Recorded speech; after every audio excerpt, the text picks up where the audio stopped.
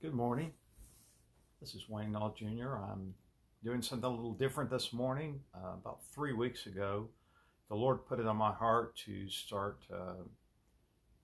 going through Psalm 23, and I've been doing that on YouTube. This morning in prayer, I just felt like that I would do a Facebook Live this time. One of the reasons for that was just that I'd really hoped to be able to get people as they were going to work. And I know a lot of people are already at work, but it seemed like that with all the production to try to get it done, it was getting close to noon, and I'd missed that. So I thought this morning that I would just start something really simple, and hope you can join me this morning. If you're not able to be with me live, then be glad to. We'll be posting it on Facebook soon, and I hope that it'll be a blessing to you. We've spent some time going through Psalm 23. And only gotten through 2 verses, but and today I'm not even going to be finishing one verse, but I'd like to spend a few minutes on actually the 3rd verse. Last week we started talking about the the verse that says that He makes me to lie down in green pastures, and He leads me beside the still waters. And I talked about that as being the green pastures obviously is what the sheep feed on, and we feed on the Word of God as Christians. It's spending time in the Word of God each day. I've talked about how, and I'm kind of spending a little time here because I want to let people get on if they want to. But last week, he talking about He makes me to lie down in green pastures. It really was talking about spending time in the Word every day, and God put it in my heart many years ago to spend time in the Word every day, and it's made such a difference in my life. And then we talked about He leads me beside the still waters, and those still waters are those places in prayer that we can go to, and that God can touch us and help us and lead us, and such a blessing of that. And then we go right from there. There's no break. He says He restores my soul. And that's what I wanted to talk about for just a few minutes this morning, about what it means to have your soul restored. Now, just before I got on here, I looked up the meaning of that word in the Hebrew, and I'm not a Hebrew scholar, but I can read what other people know, and it might surprise you. It means to turn back or to return. One version, the NIV, expresses it this way: He refreshes my soul. And in the New Living Translation says He renews my strength. And that says it so well, because when we spend time with God every day, it is a renewing process. It renews our strength. It refreshes our soul. And I don't know about you, but I need my soul refreshed every day. You know, we spend a lot of time taking care of our body and refreshing our body, restoring our body. When we eat, that's really what we're doing. We're feeding the cells in our body, because they're going to get, you go very long without feeding them, and they need to be restored. And some of us do a better job than others. Sometimes I eat more than I should, as you might. But what about our soul? We spend a lot of time taking care of our body, but what about our soul? David says He restores my soul. But you know, He doesn't just restore our soul and just without an effort on our part. First of all, the idea of restoring, as I mentioned, and some of you are coming on, and I appreciate you watching today, means to return. Well, that means you've left a place that you were in. There's a place of peace and rest that maybe you were in at one point, and then you left that place. And restoring your soul means you return back to where you were. And isn't that true? As children of God, we get off track a lot of times. We get to doing our own thing and thinking our own thing, and we need our soul renewed every day. I do. And I hope that this morning, if you've not yet, that you'll spend time with the Lord. Maybe you're on the way to work, and maybe you're even at work, but spend a moment and look up to God, and He can restore your soul. That's the promise. He restores my soul.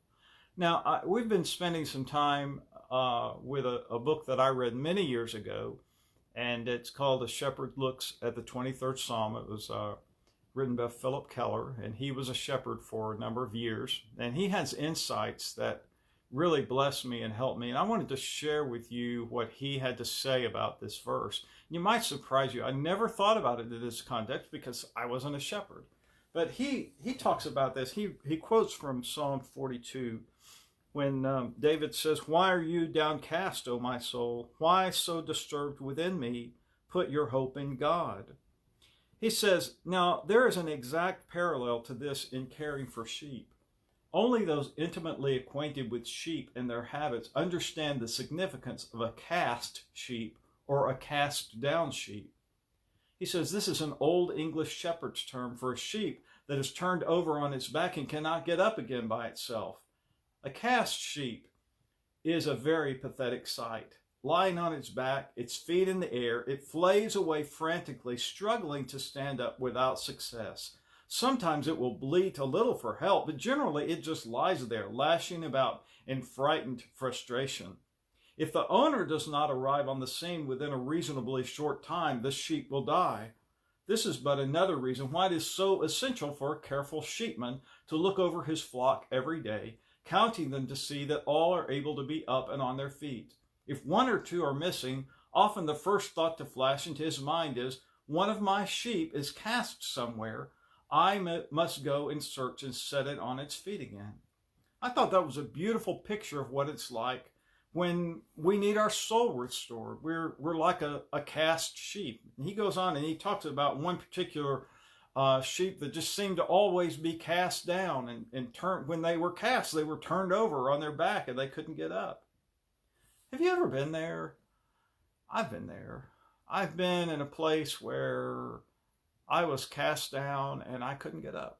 I think about a time back many years ago. It was in the early 90s. And I had been pastoring a small church in southern Indiana, and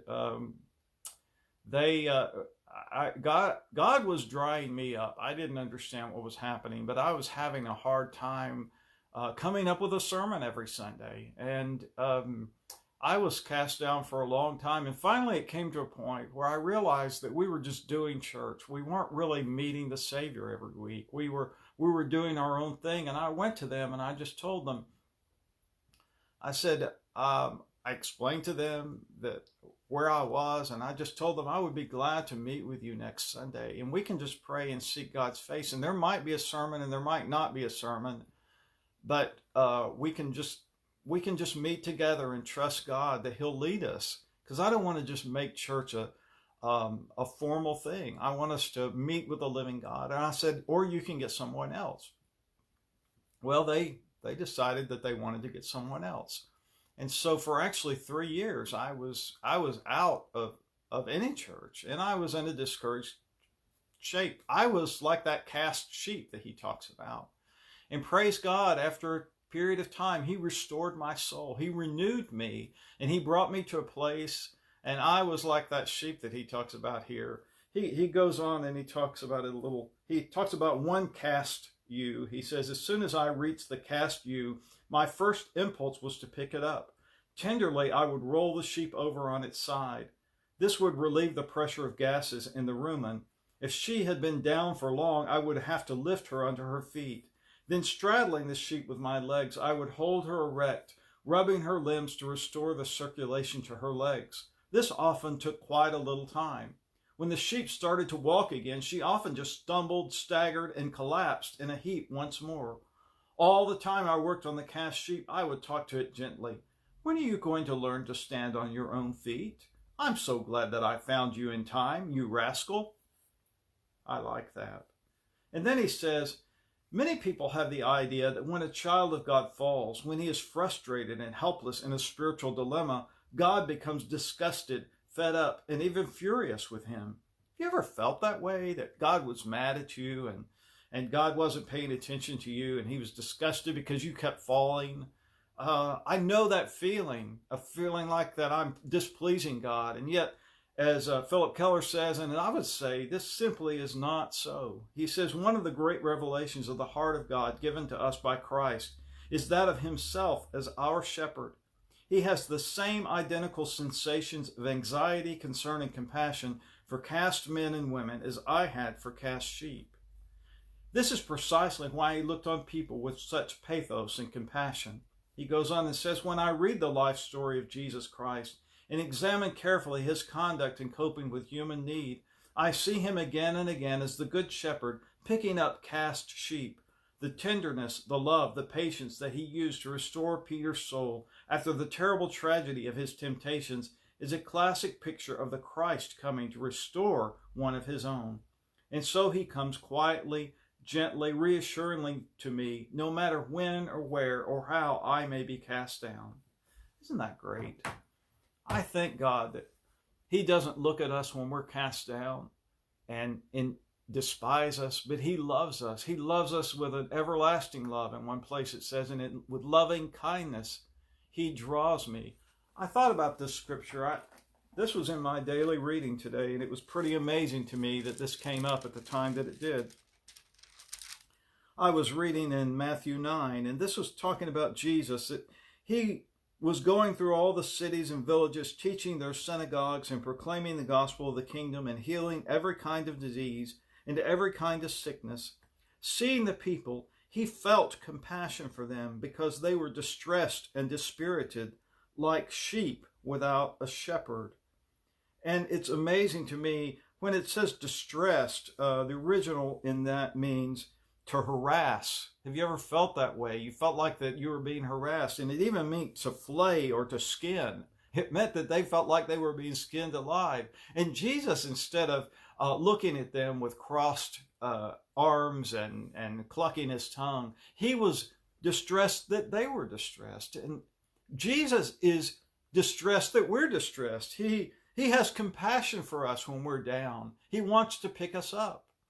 And it says here that they were like a sheep without a shepherd.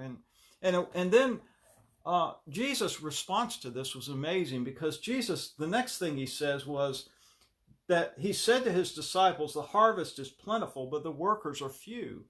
He says, pray that God would beseech the Lord of the harvest to send out workers into his field.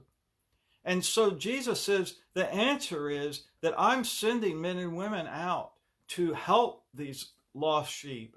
And that's what we've been called to do, because I told you a minute ago about the time when I was so distressed and I was down about 25 years ago, and God lifted me up. And so when God lifts us up and he restores our soul, what we're to do then is to act on that, and we're to be as those who would help others to be restored.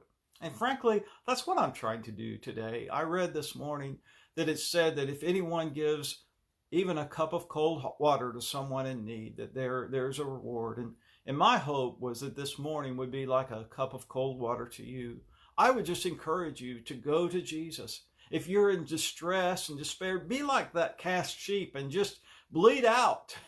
Bleed out to the Lord, and he will hear you. Maybe you're in a good place right now. Maybe everything seems fine with you, but still call out to him, because you're going to need him every day. So thanks for joining me today. I wanted to mention to you again that I've been doing a series, God Helping, mostly on Tuesdays, as I've been interviewing my pastor, Mike Douglas, and we've been having a wonderful time. I'm going to be putting that out on YouTube tomorrow. Hopefully, we'll have another video of me and Pastor Mike talking and telling about his life, and I think you'll find it very interesting. I'll be posting it also on Facebook. I'll be posting a link, and I hope you can join us then. If you've enjoyed this and it's been a blessing to you, I would encourage you to share it with others and on Facebook, and join me on our YouTube channel and subscribe to that if you can. And God bless each one of you. Thank you for watching.